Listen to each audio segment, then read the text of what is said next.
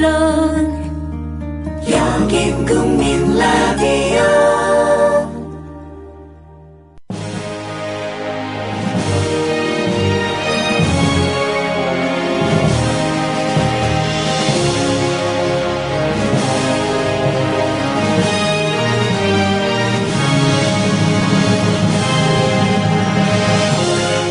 박한영의 라디오 100년 전쟁.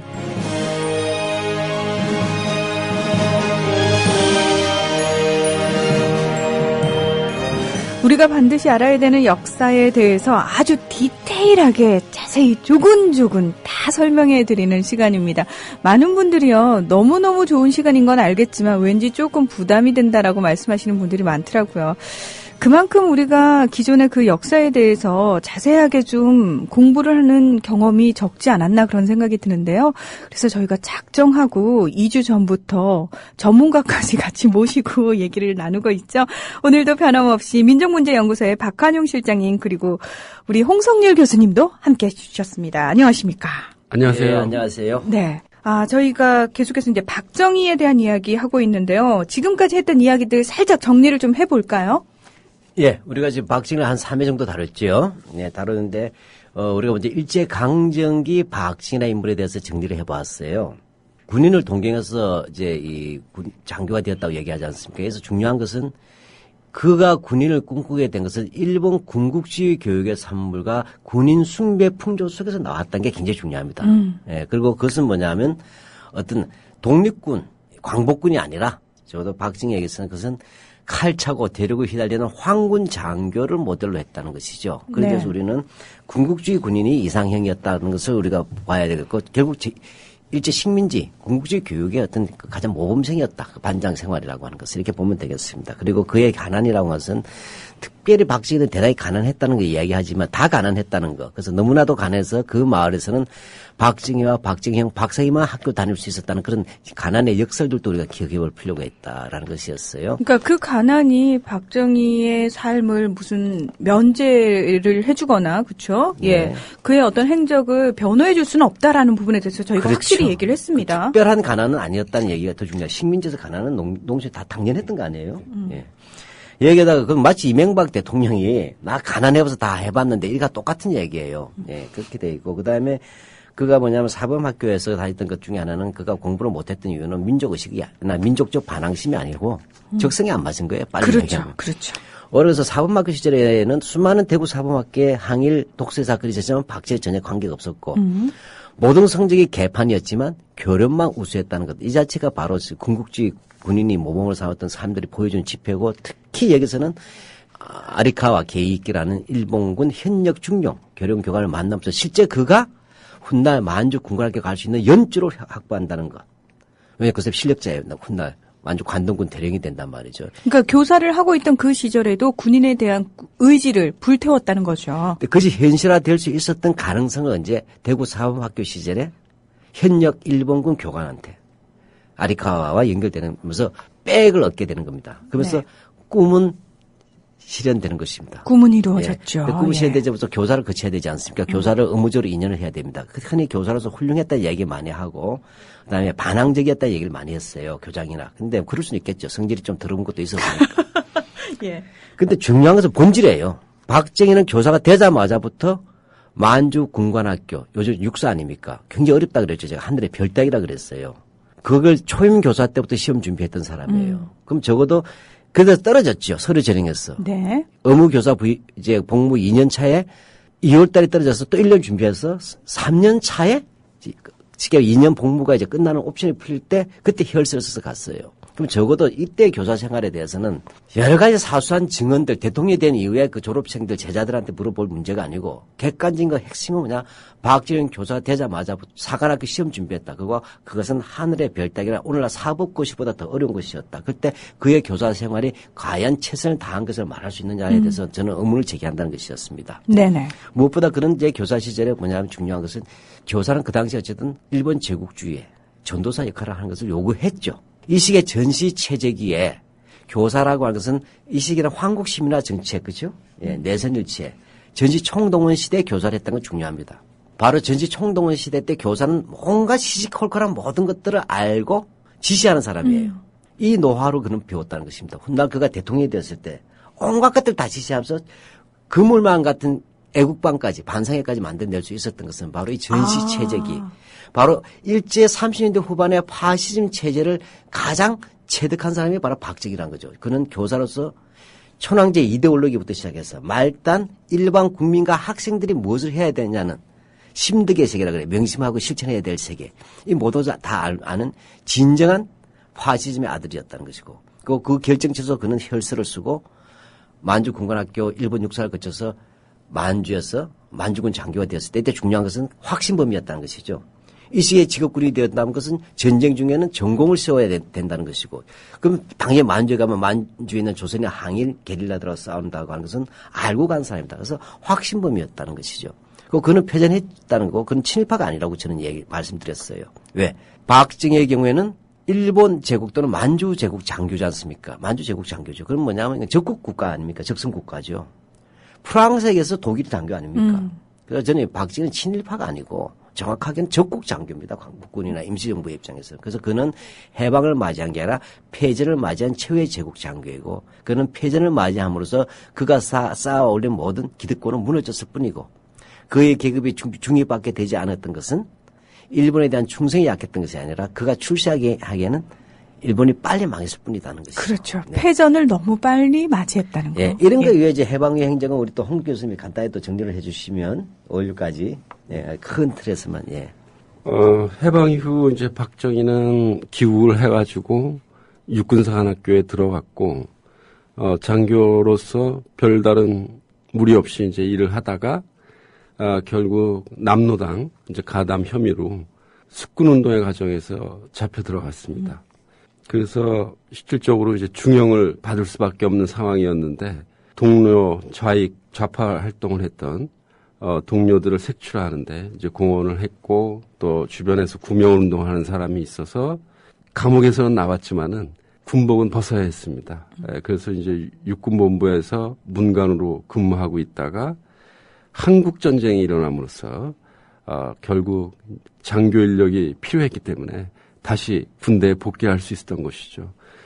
그 이후 박정희는 사실 다른 그 기수들 똑같은 기수랑 비교해 봤을 적에 승진이 빠른 것도 아니고 느린 것도 아니었습니다. 일반적이었지만 그러나 여전히 그 사람한테는 좌파 경력자라는 이제 꼭지가 남아 있었고 그래서 전방의 사단자로는 근무를 하지 못했고 그래서 이제 주로 한국군에 있어서는 비주류였고 또 그러한 위치상 또 청년 장교들과 서로 어울릴 수 있는 이제 그러한 상황이었다.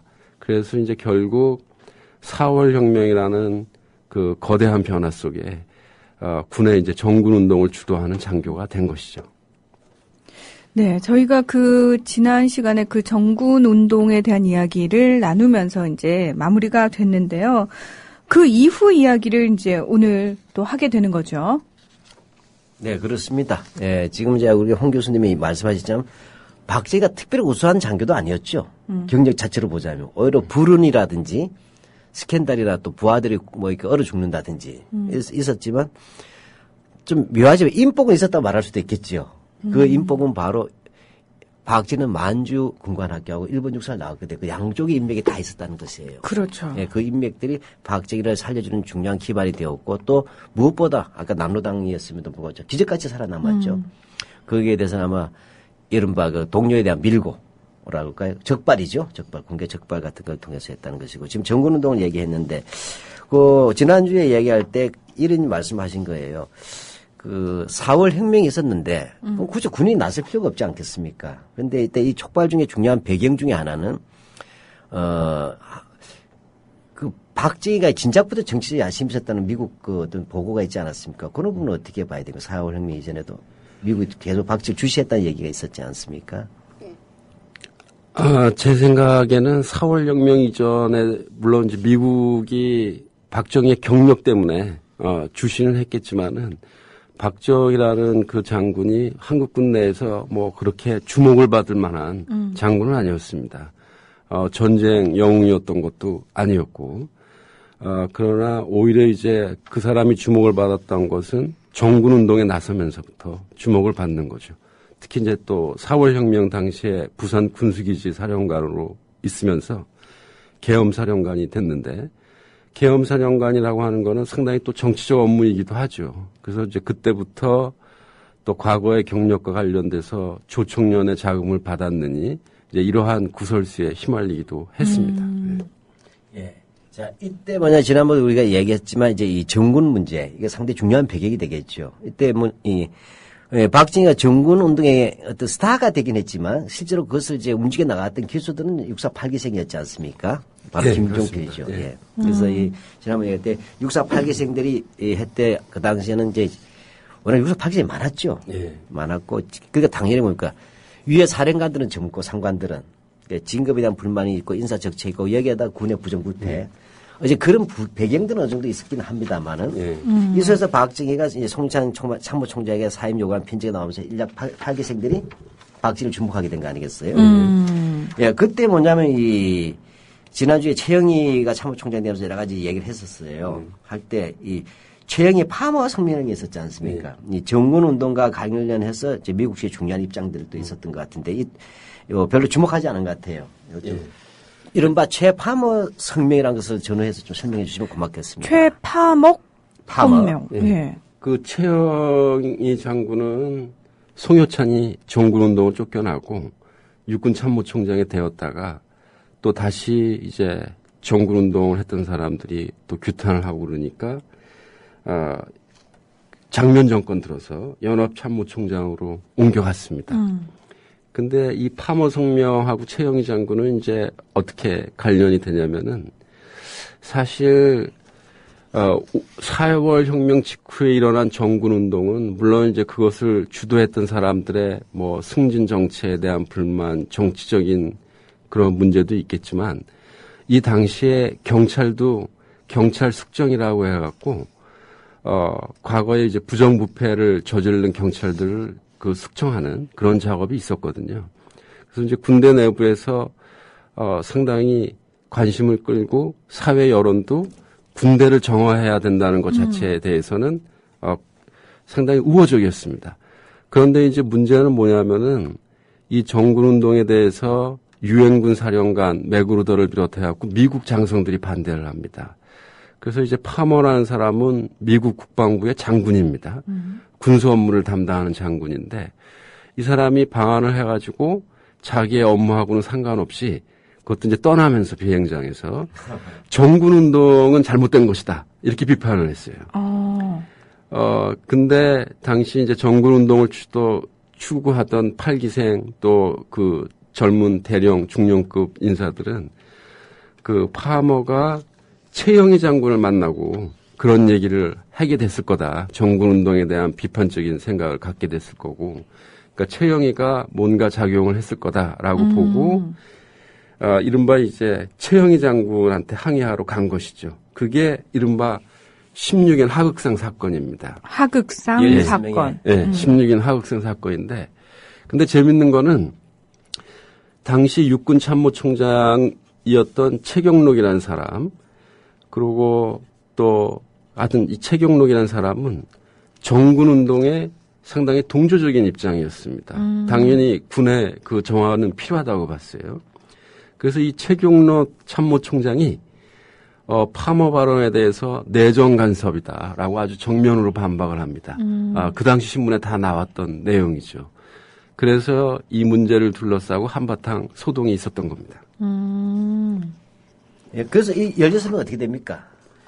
그 16명 중에는 5.16 쿠데타에 참가한 사람도 있고 참가하지 않은 사람도 있습니다. 그래서 이제 그 중에 그 극히 일부만 처벌을 받았죠. 그래서 원래 김종필하고 석정선 이제 이런 사람들은 16인 그 그룹에는 직접 참가는 안 했는데 뒤에서 주도를 했거든요. 배우 세력 이른바 배우 세력이에요. 근데 거기에 김모라고 하는 대령이 이제 그거를 폭로를 했고 그래서 김종필과 석정선은 군복을 벗고 예편을 하게 됩니다.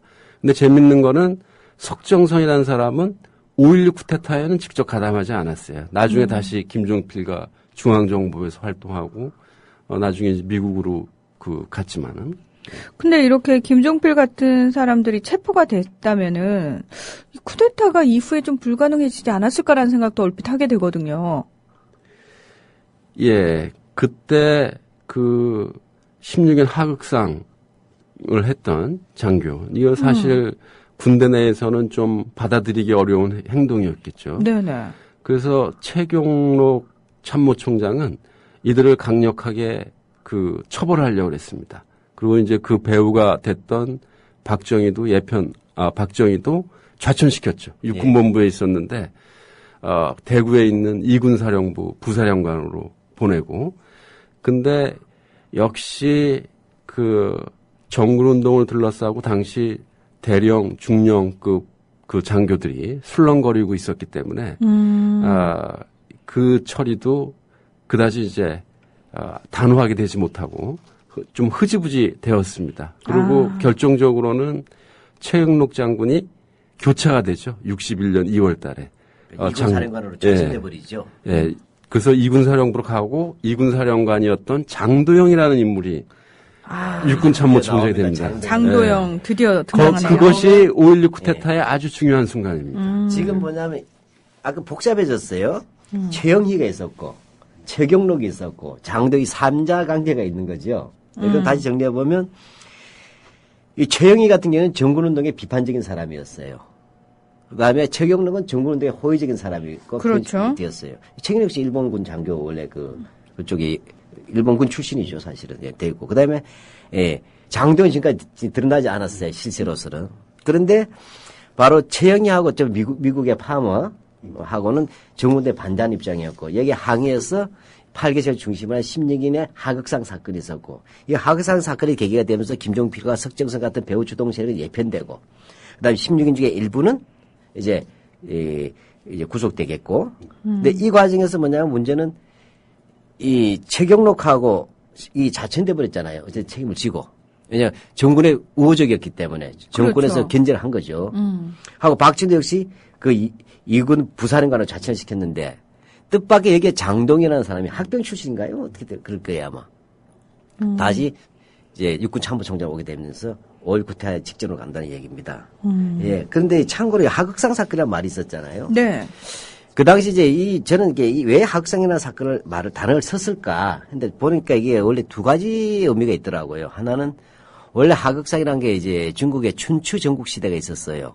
근데 바로 전국 시대 때 가신들이 주군들을 배신하고 이렇게 치고 하면서 지들이 나라 세우고 권력을 농단하는 게 있었지 않습니까? 네. 그래서 우리가 흔히 전국시대가 하극상이 많았다고 하는데 또 하나 재밌는 게 1930년대 일본 군부에 하극상 사건이 있었어요.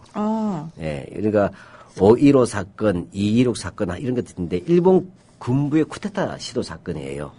근데 이것이 뭐냐면 특징적인 게 공황 이후에 일본의 극우 군부인데 주로 하급 장교죠. 위관급 장교나 하사관들, 시골 출신 하급 장교들이 나라는 타락했다. 그러니까 재벌은 타락하고 그다음에 정당 정치는 혼란에 빠지고 자유민주주의는 혼란이다. 그러니까 공산주의도 타도해야 된다. 우리가 나갔어서 쿠데타에서 소화시대 때 메이지와 유신과 같은 걸 해야 된다 하면서 소화유신을 주장하면서 쿠데타를 일으켰던 그런 그룹들이 있어요. 이걸 하극상 사건이라고 했단 말이죠. 그래서 아마 제 생각에는 대부분 일본 상주에 30년 다 살았던 사람들이니까 이런 16인의 어떤 그런 그 사건들을 하극상이라 얘기할 때는 단순히 아래로부터 위가 아니라 그런 불온한 조짐들 그런 경험들이 다 겪은 사람들이니까 이런 것도 포함이 되어 있지 않았겠냐. 일본 30년대의 그것도 군부의 하급 장교들의 어떤 그 동료와 하극상을 연상시키게 하는 것들 같았어요. 예. 그런데 하여튼 간에 지금 보면 제일 핵심이 뭐냐면 이제 이 시기가 이제 장도에 들어왔을 정도가 됐을 때는 상대 박정희가 팔기상과 가깝게 해서 세력을 구축했을 당시 아닐까요? 예, 그 부분은 좀 설명이 필요한데요. 네. 일단 장면 정부하고 정군운동의 관계를 좀 얘기할 필요가 있습니다. 예. 많은 사람들이 잘못 오해하고 있는 게 5.16 쿠데타 세력들의 명분이 장면 정부가 정군운동에 그 소극적이라 가지고 자신들이 쿠데타를 할 수밖에 없었다라고 얘기를 했는데 네. 사실이 그렇지 않습니다. 권력의 논리상 새로 정권을 잡은 사람들은 당연히 장교들을 교체해야죠. 그게 자기들한테 좋죠. 그렇죠. 이승만이 추승했던 그룹이니까. 그래서 장면 정부는 정군 운동에 동정적이었고, 특히 이제 삼성 이상급의 장교들을 대폭 물관리를 하려고 했습니다. 그리고 장도영이라는 사람은 그 대표적인 대상의 하나였고요. 그래서 장도영은 장면 정부가 들어서고 실질적으로 예편원까지 내었던 사람입니다. 그런데 이제 문제는 뭐냐면은 유엔군 사령관하고 협의를 해야 된다는 거죠. 고위 장성의 인사 문제는. 근데 유엔군 사령관 입장은 장성의 인사 교체는 가급적 없어야 된다라는 거였기 때문에 이 문제를 둘러싸고 장면 최경록, 그다음에 이제 맥그루더 미국 대사 메카나기 이 사자가 9월 말과 10월 초에 계속해서 협상을 벌입니다. 하극상 사건은 그런 와중에서 일어났고요. 근데 하여튼 결론적으로 보면은 그 상당히 이제 재밌는데 그 당시 장면 정부가 7명의 장군은 반드시 물러나야 된다. 이제 이런 얘기를 했어요. 중장 중에. 그래갖고 이제 나머지 5사람은 물러났고, 두 사람이 맥그루더가 반대하고 살아남았습니다. 그 사람이 이제 한 사람은 장도영이고, 장도영 씨는 그 영락교회 그 교회 교인 출신이라 가지고 이기붕 씨랑 좀 친분이 있었어요. 그게 있어서 50년대 이제 정치군으로 사람들이 좀 많이 알려진 사람이었고, 그리고 이제 김종호 중장도 역시 해임하려고 했는데, 그 재밌는 거는 당시 이제 중장이었던 이할림과 강용은 두 사람은 정군 대상에 들지 않았습니다. 강직하고 유능했기 때문에. 일본 사령관. 네. 네. 그 둘 다 후배 장교로부터 신임을 받았던 거죠. 그래서 이제 보면은 정군 대상자로 살아남았던 장도영과 김종호 두 사람이 5.16 이후에 보여주는 아주 미온적이고 좀 왔다 갔다 하는 대응. 반면에 그때 정군 대상이 아니었던 이할림과 강용호는 둘 다 5.16 쿠데타에 강용훈. 네, 강용훈 육사교장. 네, 육사교장이었죠. 그 두 사람은 소신 있게 대응하다가 잡혀가는 거거든요. 그 강영훈 씨가 그 나중에 국무총리까지 오르신 그분이죠. 예, 그렇죠. 입니다. 네. 그래서 결국은 그 정군운동이라고 하는 거는 제가 보기에는 물론 거기에 쿠데타를 주도한 세력은 뭐 정치적인 의도도 있을런지 몰라도 전반적인 사회적 맥락으로 보면은 상당히 이제 필요한 부분이었고 여론도 지지를 하는 부분이었는데 오히려 이 부분이 좌절됨으로써 장면 정부는 더 위험해졌다라고 저는 생각을 합니다. 네. 정군운동의 좌절. 네. 네. 그러니까 군부가 오히려 치고 나선다. 네. 근데 진짜 이제 이해하기 힘든 사실이 벌어졌는데요. 61년 2월 달에 갑자기 정군을 추진했던 최경록 장군은 해임이 되고 육군 참모총장 자리에 장도영이 오른다는 거죠. 이 부분에 대해서는 최근 공개된 미국 정부 자료를 보면은 최경록은 이제 후일 5.16 이후에 그 미국으로 가갖고 미국 관리들을 만나서 자기가 해임된 거는 민주당 정부 일부 요인들이 정치 자금을 제공하라 그랬고 자기가 이제 그걸 거부하니까 해임시켰다. 이런 얘기를 했는데 그것이 이제 사실인지 어쩐지는 확인할 수가 힘들겠지만은 어쨌든지 간에 최경록이라는 사람은 상대적으로 좀 강직한 성격이었기 때문에 장면 정부의 요구를 잘 안 들어준 것이죠. 그러니까 장면 정부는 좀 더 고분고분한 장성이 필요했던 겁니다. 특히 61년 2월 달은 3, 4월 위기설이라 그래갖고 3월과 4월에 민중봉기가 일어나서 장면 정부가 무너진다라는 얘기가 돌았는데 그래서 이제 장면 정부의 요인들은 군대를 동원해서 그걸 막는다라는 비둘기 작전 같은 걸 구상하고 있었거든요. 비둘기 작전. 비둘기 작전. 그거는 이제 후일에 명칭이 정해졌지만 그런 거를 하기 위해서는 장도영 같은 인물이 필요했던 것이죠.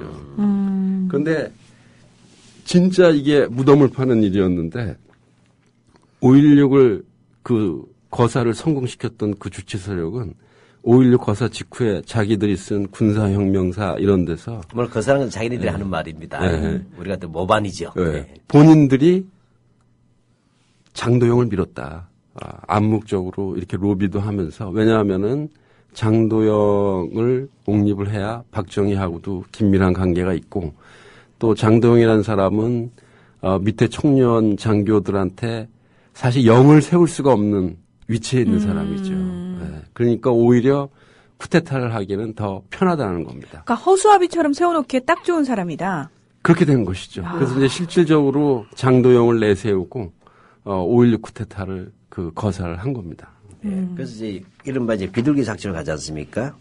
사실은 근데 어찌됐건 4.19 이후에 이제 쿠데타 명분은 약하지 않습니까? 그 정군운동은 할 수 있어도.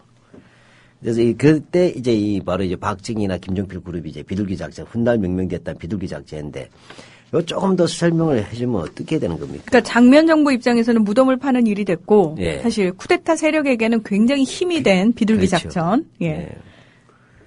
그래서 3, 4월 위기서에 돌았는데 그래서 장면 정부는 몇 가지 조치를 취했어요. 그걸 이제 막으려고. 그게 다 자충수가 된 건데 하나는 당시 이제 통일운동 그런 게 있으니까 방공법 같은 걸 만들고 데모규제법을 만들고 그러려고 했습니다. 네, 우리 지난번에 다뤘었죠. 네. 근데 거기에 대해서는 주로 이제 혁신정당의 반대 운동을 했지만은 당시의 여론이나 신문을 보면은 보수 정치인들도 많이 반대를 했습니다. 그거는 말이 안 된다. 4월 네. 혁명이라는 게 다 민주주의 하자고. 당시 한 4월 건데. 혁명의 분위기 속에서는 그쵸. 반 4월 혁명적 내용이니까 보수 정당도 반대했죠. 그렇죠. 그래서 오히려 또 시위가 더 많이 일어난 거예요. 또 그러니까 혹시 이제 모를 사태에 대비하기 위해서 장면 정부의 요인들은 비둘기 작전이라는 걸 세운 거죠. 아마 장도영 씨가 여기에 중요한 역할을 했을 텐데. 근데 이 비둘기 작전은 뭐냐면은 시위가 일어나면은 서울 군교에 있는 부대를 동원해 갖고 시위를 진압한다는 거거든요. 육광구죠. 예. 근데 그 서울 군교의 부대가 바로 5.16 쿠데타 주체 세력의 중요 공략 대상이 된 겁니다. 그래서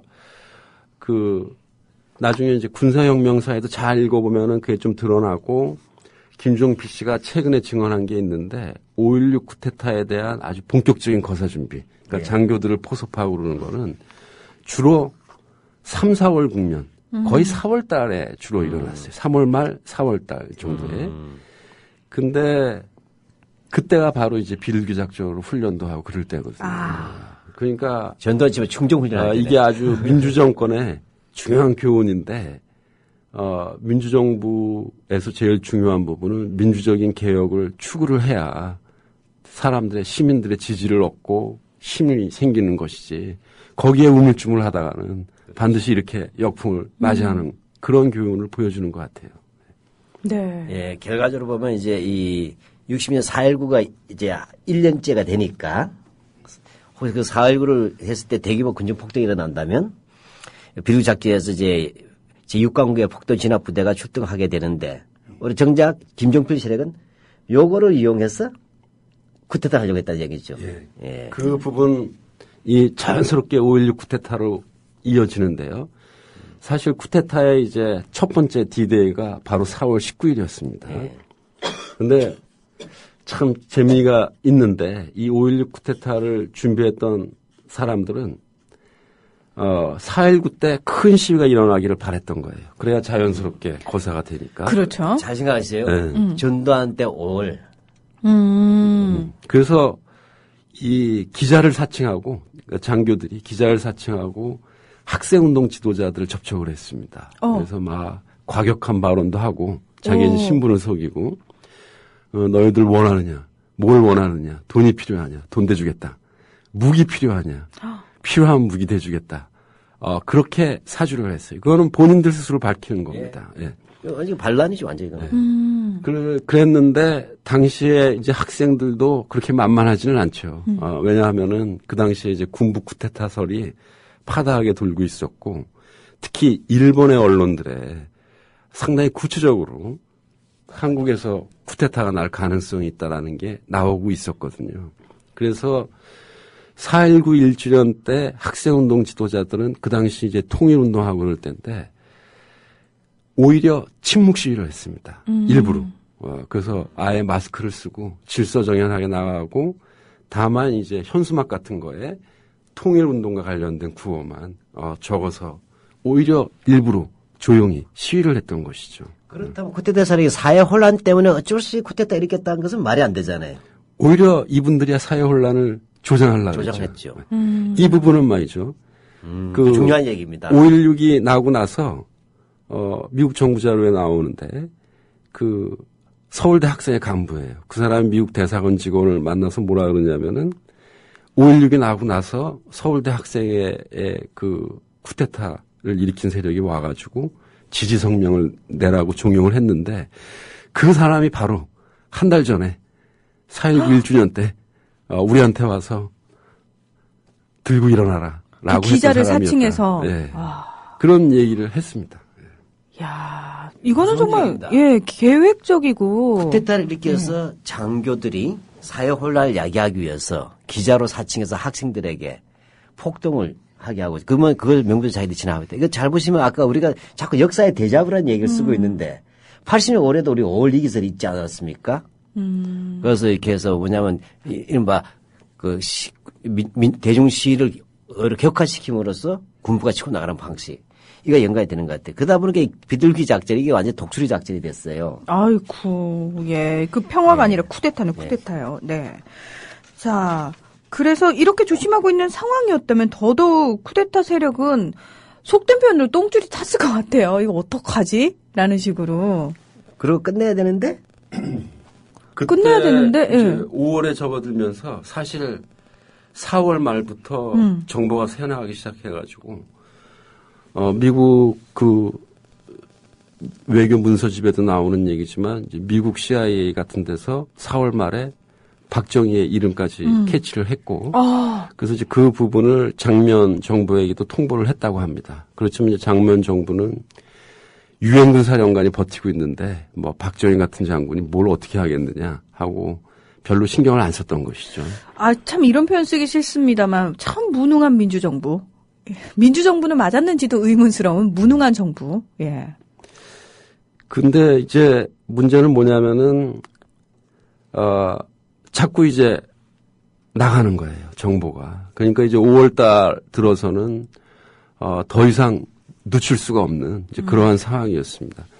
그런데 이제 공교롭게도 4월 말 5월 초 국면이 이제 통일운동이 한참 벌어질 때거든요. 그래서 나중에는 반공태사를 확립하기 위해서 우리가 쿠데타를 했다. 그러면서 이제 통일운동 그걸 명분으로 들었는데 통일운동하고 우연히 시점이 겹쳐진 것이 전혀 상관이 없습니다.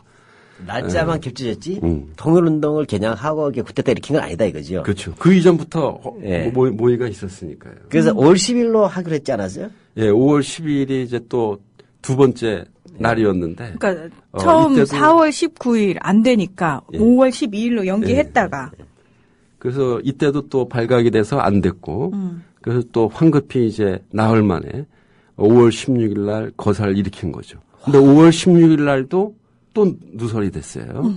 그렇지만 그때는 더 이상 미룰 수가 없는 상황이었기 때문에. 곧 인사이동이 있을 테니까 군 인사이동이. 그래서 그 해병대와 공수단, 육군단 포병대, 요 정도의 이제 한 2,500에 3,000명 되는 군대마루로 일단 쿠데타를 결행을 한 것이죠.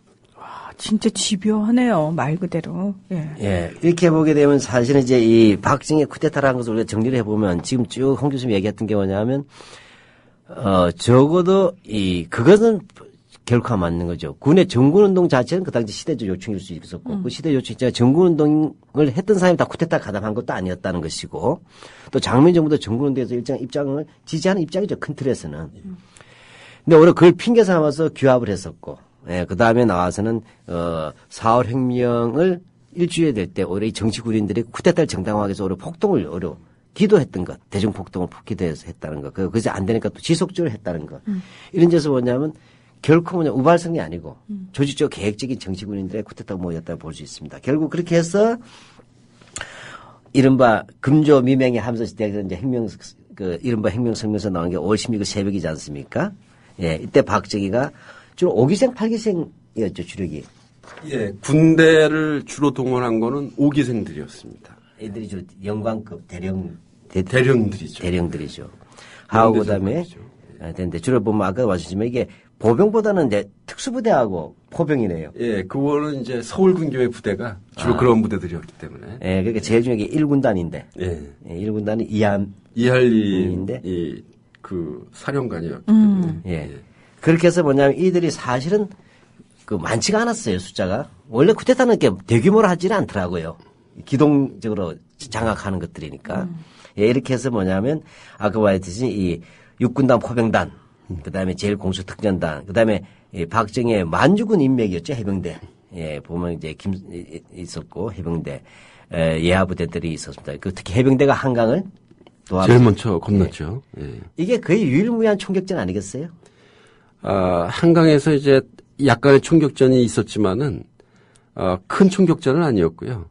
왜냐하면은 당시 장도영 육군참모총장이 상당히 미온적으로 대처를 했습니다. 그래서 쿠데타가 이제 중간에 발각이 됐으니까 강력하게 이제 병사를 동원했으면 되는데 장도영 씨는 병원할 동력이 없었다라고 이제 핑계를 대지만은 그 한강 다리에 헌병 중대 하나 배치했거든요. 그게 해병대한테 헌병 1개 중대가 되겠습니까? 예. 그러니까 이제 쉽게 뚫렸고 서울 시내 군대가 들어오게 된 것이죠. 그러니까 막을 의지가 별로 없었다라고 보는 게 맞겠네요.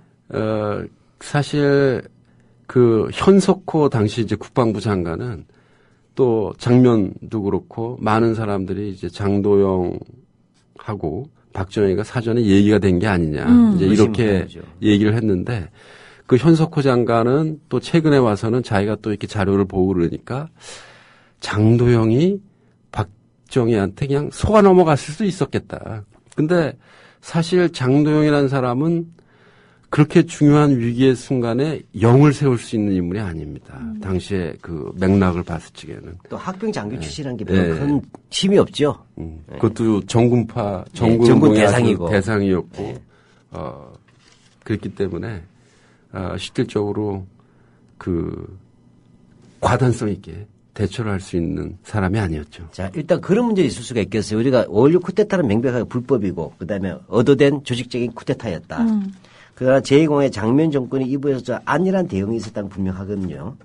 하고 그 다음에 무엇보다 이 장도영의 어떻게 보면 기회주의적인 태도라고 말할 수도 있겠고 우유부단할 수도 있고 또는 그 속으로 알 수 없는 양다리 걸치기 같겠다는 이런 묘한 게 있습니다. 어찌됐건 이렇게 해서 5월 16일 날 방송국하고 그의 이제 중요한 부대를 다 중요한 기관을 장악하지 않습니까? 그러면서 이제 이른바 군사혁명에 대한 이제 성명을 하고 이때 바로 이제 장도영을 바로 그 쿠데타 지도자로 옹립을 했죠. 예, 옹립하죠. 그래서 5월 18일 날 군사혁명위원회 위원장. 군사혁명위원회 할 때 아까 초대위원장의 장도영, 부위원장의 박정희가 되지 않습니까? 예. 근데 그 당시 언론들도 쿠데타 거의 당일날부터 알았습니다. 누가 실제 지도자인지. 그래서 5월 17일 날 그 신문 같은 데는 박정희가 실질적인 지도자다. 그거 다 나오거든요. 근데 그거는 아마 맥락을 조금이라도 알고 있는 사람은 뻔히 보이는 것이었을 거고요. 네. 제가 그때 사진 봐도 5.16 쿠데타 이렇게 사진이 있으면 장도영이 앞에 있고 뒤에 박정희가 있지만 박정희가 더 이렇게 요즘 일본 말로 가오. 아우라가 더 넘쳐요. 둘 다 끄면 라이브 꼈지만. 근데 장도영을 내세운 거는 그게 이제 5.16 특히 박정희 같은 사람이 장도영을 내세운 중요한 이유가 되는데 몇 가지 점에서 효과가 있어요. 그 효과는 뭐냐면 첫째로 미국과의 관계를 풀어가는데 필요합니다. 장도영은 친미파라고 봐도 되겠죠. 유엔군 사령관이 그 살려준 사람이니까요. 그렇죠.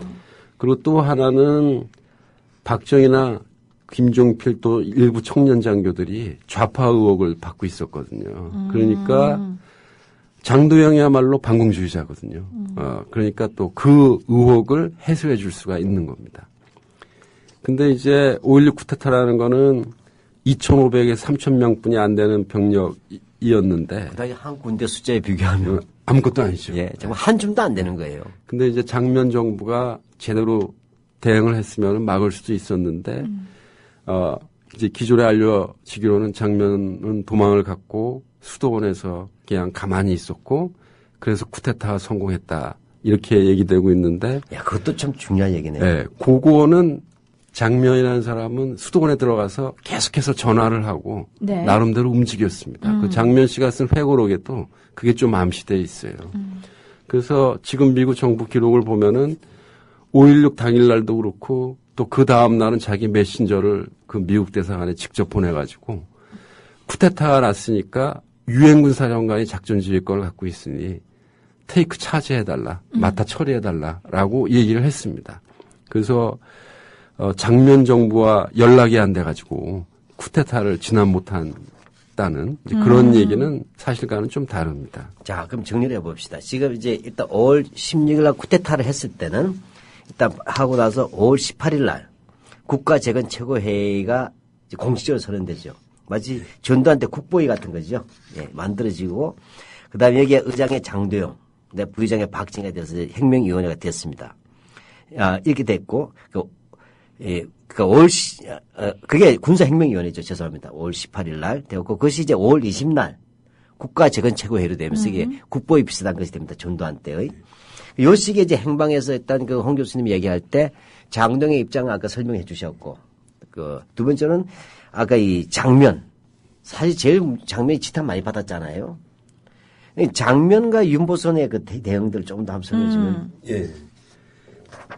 그래서 장면 총리는 결국 이제 미국에 의존을 한 건데요. 그게 안 되니까 이제 5월 18일 날은 결국 이제 은신처가 밝혀졌고 그래서 은신처에서 나와가지고 강요들을 모아갖고 결국 사퇴 성명서를 읽었죠.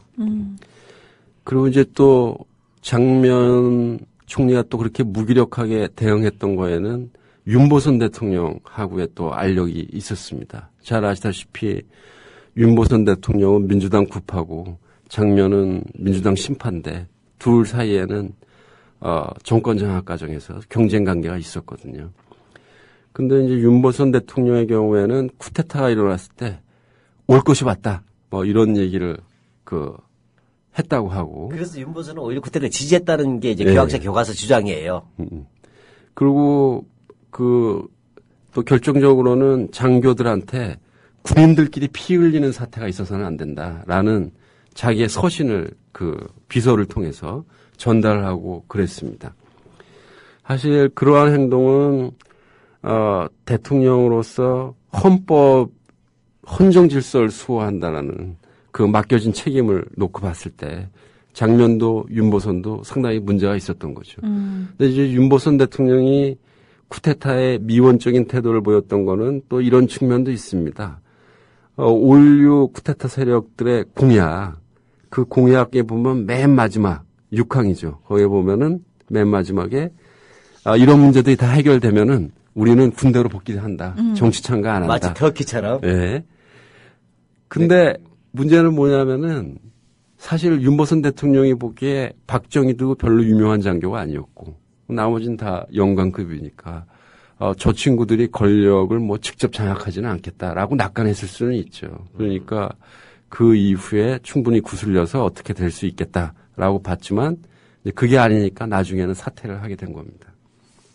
네. 이렇게 되면 사실은 어쨌든 민주당 신파와 구파의 정치적 갈등은 굉장히 심각했지 않습니까? 나중에 그 분당이 되는 그런 상황까지 갔으니까. 이런 속에서 되었고, 이렇게 함으로써 뭐냐면 이제 이 5월 20일 날 이제 장도영이 내각 수반이 되죠. 내각 수반이 될 이유는 장면이 이제 하야를 했기 때문에 내각 수반이 되고 박정희가 군사혁명위원회 의장이 돼서.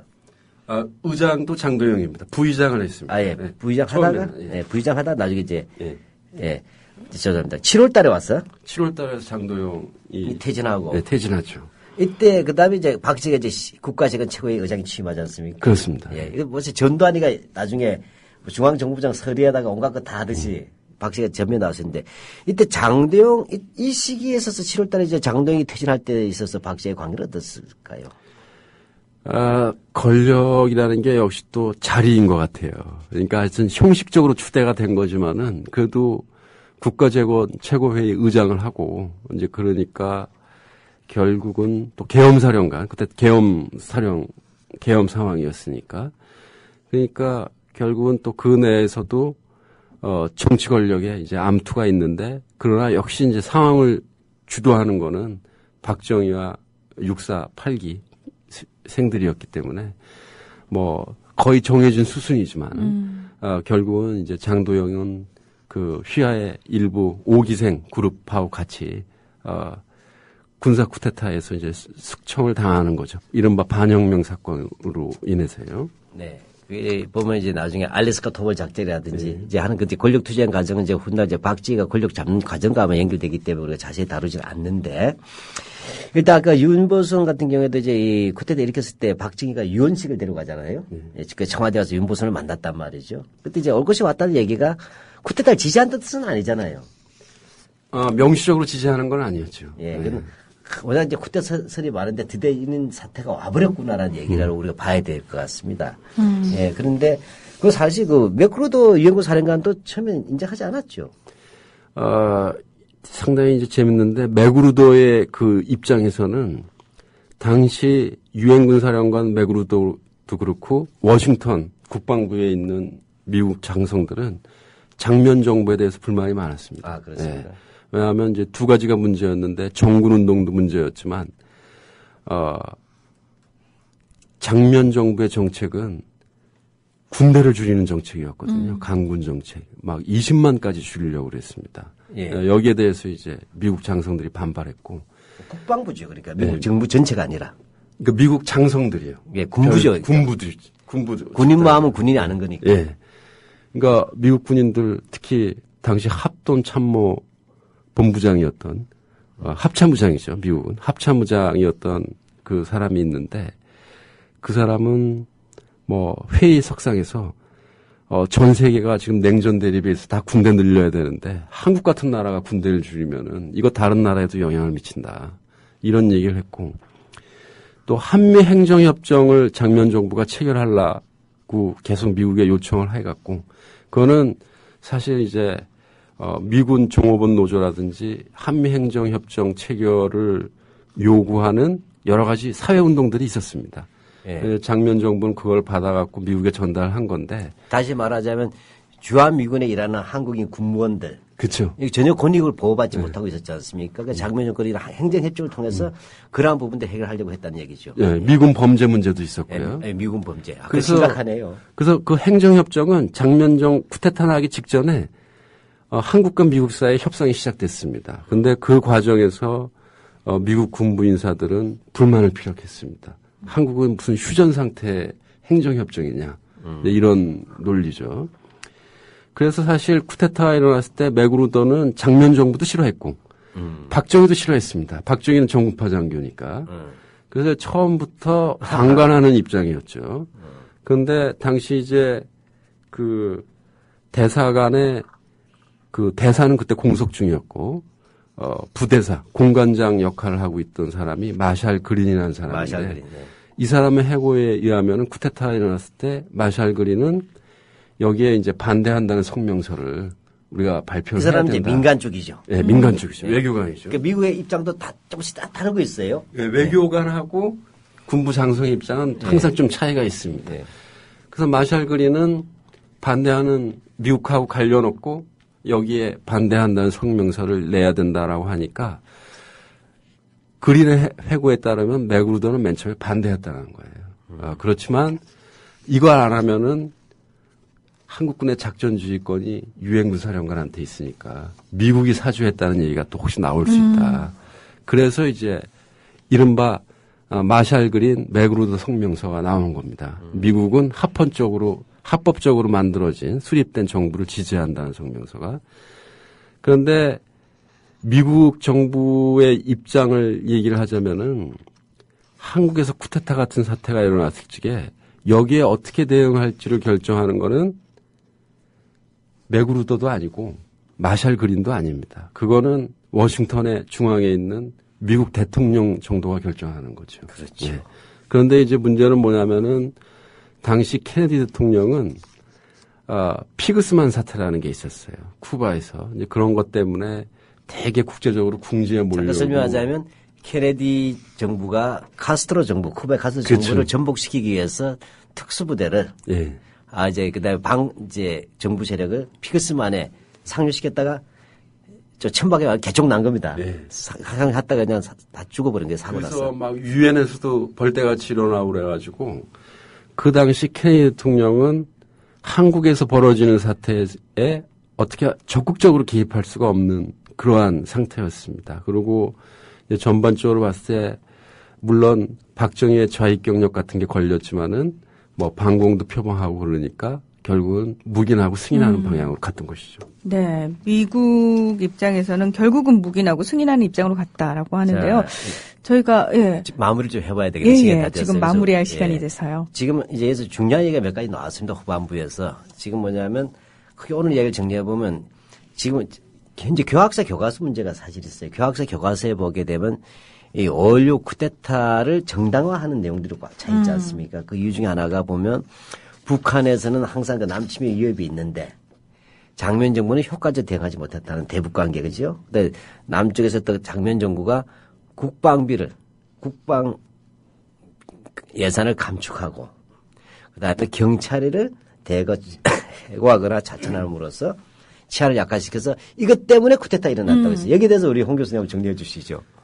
경찰 수정 때문에 치안이 약화됐다라고 얘기하면은 박 대통령이 정군운동을 했는데 정군운동은 국가 안보를 약화시키는 거죠. 그러니까 역시 말이 안 됩니다. 그리고 네. 북한의 위협이라는 부분은 잠재적인 위협을 얘기하는 건데 그 당시에 북한에 임박하고 긴급한 위협이 있다라는 근거는 없거든요. 근데 잠재적인 김정은처럼 미사일 쏘는 일도 없었잖아요. 그렇습니다. 예. 그러니까 잠재적 위협이라고 하면은 분단 상태에서 항상 존재하는 거거든요.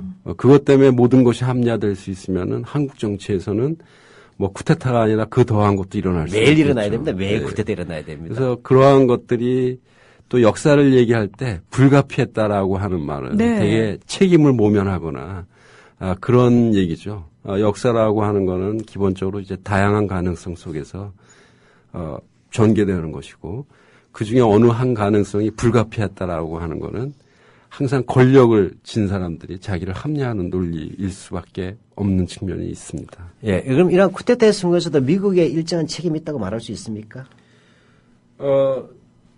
그 부분이 있다고 봐야 되겠죠. 작전지휘권을 미국이 갖고 있고 또 한국의 인사 문제에도 개입했고 그것이 또 쿠데타의 중요한 원인이 됐는데 정작 일어날 적에는 자신들은 이거는 한국의 정치 문제니까 책임이 없다라고 한 거거든요. 그러니까 이 부분은 권한과 책임이 정말 불일치한 것이죠. 예, 마치 옛날 광주 5.18 때. 네, 비슷한 케이스입니다. 광주 축적했을 때 미국 책임이 없다고 발뺌하듯이. 그러면서 결과적으로는 반공을 앞세웠던 군부 세력들을 사실상 승인해주는 방식으로 가는 미국의 이 태도들. 이런 것도 보면 엄밀하면 미국도 자유와 민주의 기술이라고 말할 수 있는 것은 아니었고 한국도 예의 없이 이러한 모습이 됐다. 이렇게 보여줄 수가 있겠네요. 네. 자, 그렇다면 우리 한국 현대사에서 5.16 어떻게 봐야 할까요? 아까도 얘기했지만 4월 혁명 직후에 이제 한국 사회는 나름대로 민주화 또 분단의 극복 이러한 이제 새로운 가능성을 두고 많은 사람들이 자기의 이제 방식대로 사회를 만들어 가려고 노력했는데 5.16 쿠데타라는 거는 그러한 논의와 경쟁을 힘으로 평정을 한 거거든요. 이러한 측면에서 이거는 역사에 아주 불행한 일이었고 실질적으로 역사를 퇴보시킨 일이었다고 생각합니다. 네. 자, 저희가 3주간에 걸쳐서 박정희에 대한 이야기 해봤는데요. 오늘 그 5.16 쿠데타 이야기를 끝으로 마무리를 하겠습니다. 홍성률 교수님 그리고 박한육 시장님 오늘도 귀한 이야기 고맙습니다. 네, 고맙습니다. 고맙습니다.